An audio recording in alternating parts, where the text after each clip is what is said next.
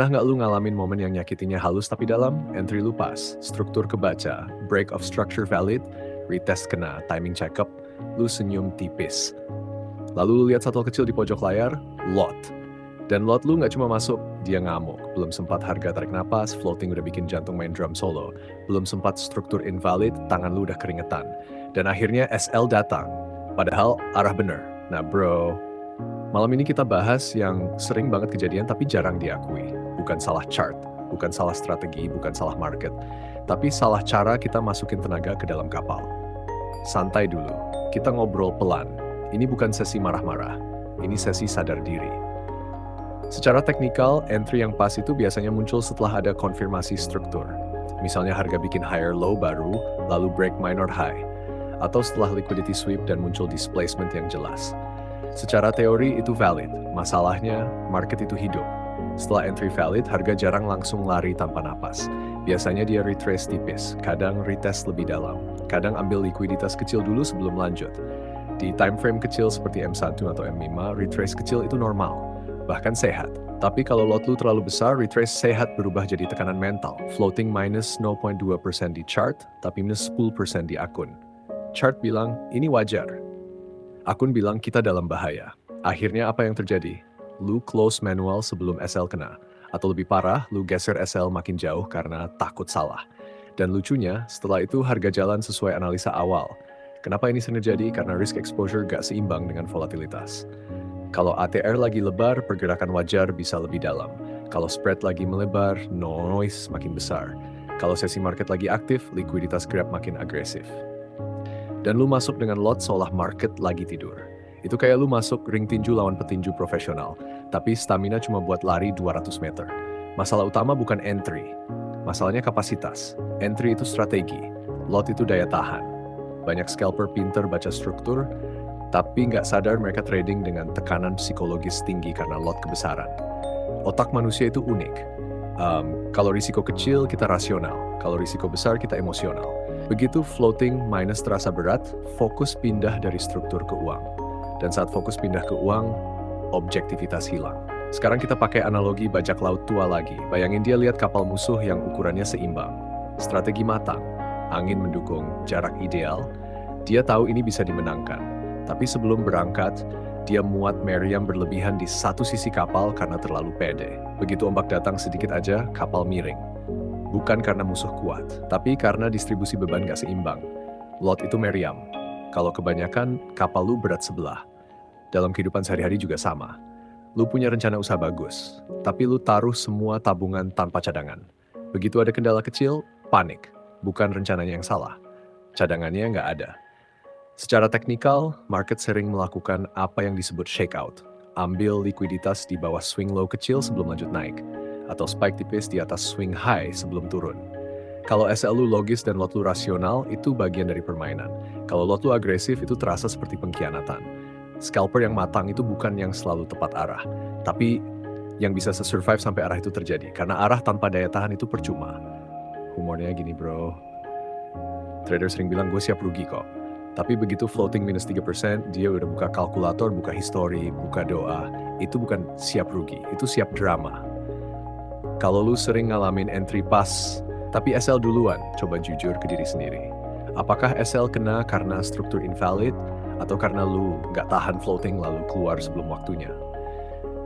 Dan kalau memang SL valid kena, apakah risk per trade terlalu besar sampai satu loss terasa kayak akhir dunia? Trading itu bukan soal satu trade, ini akumulasi keputusan kecil. Bajak laut tua nggak selamat karena satu kemenangan besar. Dia selamat karena dia tahu kapan jangan bawa terlalu banyak beban. Kalau lot lu masuk akal, lu bisa lihat retrace sebagai peluang, bukan ancaman. Kalau lot lu sesuai kapasitas, lu bisa biarin SL bekerja tanpa panik. Dan anehnya, begitu lu turunin lot, hasil lu sering lebih stabil. Karena lu berhenti melawan diri sendiri. Market itu netral. Dia nggak peduli lu overload atau underload. Teknik bisa dipelajari, tapi kontrol diri, itu butuh kesadaran. Jadi malam ini, sebelum lu cari setup berikutnya, tanya dulu, apakah kapal gue seimbang? Apakah meriam gue terlalu banyak? Apa gue trading untuk konsisten atau untuk cepat kaya? Tenang bro, gak perlu jadi besar dalam satu malam. Yang penting tetap di laut besok pagi, karena trader yang bertahan lama, itu yang akhirnya menang. Oke bro, tenang, kita cari posisi entry dulu sambil ngopi.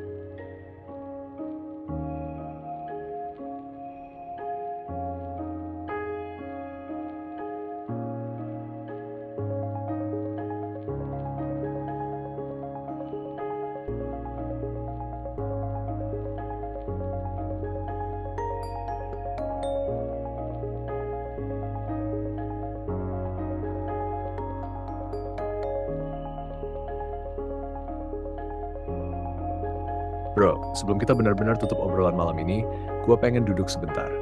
Anggap aja chart masih kebuka, tapi kita nggak lagi ngejar candle. Kita lagi ngejar makna dari semua yang barusan kita bahas. Pertama-tama, gue mau bilang terima kasih.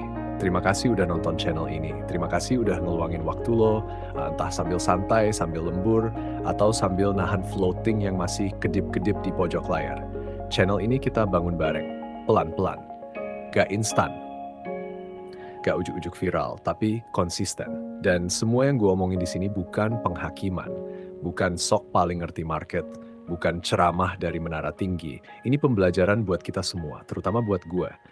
Karena cerita-cerita yang gue bagikan itu bukan teori dari buku doang. Itu pengalaman nyata jatuh bangun gue di market. Pernah overload dan ngerasa jago lalu ditampar satu candle panjang, pernah entry cantik tapi mental goyah, pernah mikir udah paham semuanya, lalu market bilang, santai dulu bro. Market itu kayak laut luas. Dan kita ini cuma pelaut kecil yang belajar baca arah angin.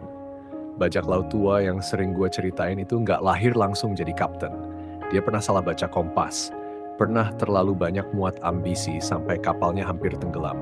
Pernah ngerasa paling berani sampai badai datang dan ngajarin rendah hati. Tapi dia nggak berhenti. Dia belajar dari tiap ombak. Dia catat tiap kesalahan. Dia kurangi beban kapal kalau perlu. Hidup juga begitu.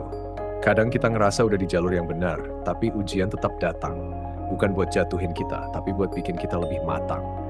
Dan di titik ini, kalau lo masih dengerin sampai sekarang, lo bukan trader sembarangan bro. Lo bukan cuma cari sinyal instan. Lo bukan cuma ngejar profit kilat. Lo mau ngerti kenapa bisa salah. Lo mau paham struktur, psikologi, dan diri lo sendiri. Itu level yang beda. Tongkrongan ini mungkin santai, kadang receh, kadang gue bercanda kelewatan. Tapi di balik semua itu ada satu tujuan, biar kita tahan lama di market. Karena pada akhirnya bukan yang paling cepat kaya yang menang, tapi yang paling lama bertahan. Bajak laut tua gak jadi legenda karena satu harta karun besar. Dia jadi legenda karena dia pulang setiap kali berlayar. Dan gue pun bukan trader yang tiap hari flexing angka besar. Gue hands, scalper riseh, profit kecil tapi konsisten. Pelan, sampai ketemu di chart berikutnya.